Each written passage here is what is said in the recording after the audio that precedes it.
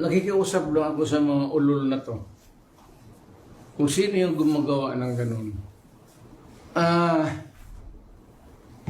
Pwede bang sabihin ko sa inyo na do not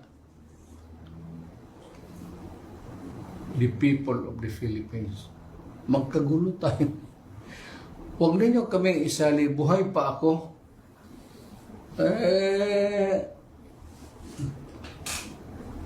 Saka nandyan yung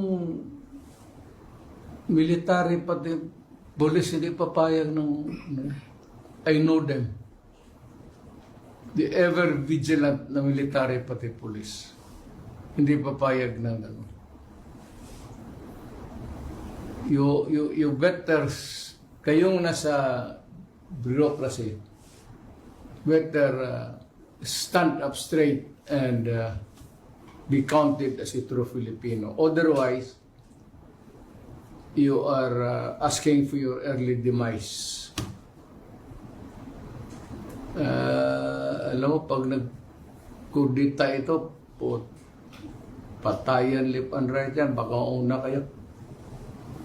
Alam mo, ang ayaw ng sundalo, naghihirap na nga sila para sa bayan, tapos nanakawan pa ninyo ng pera.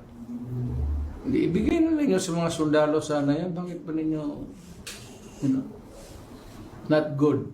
Pinag-warning ako sa inyo, huwag kayong gumagawa ng ganun. Pagka marami, hindi papayag ang sundalo niya.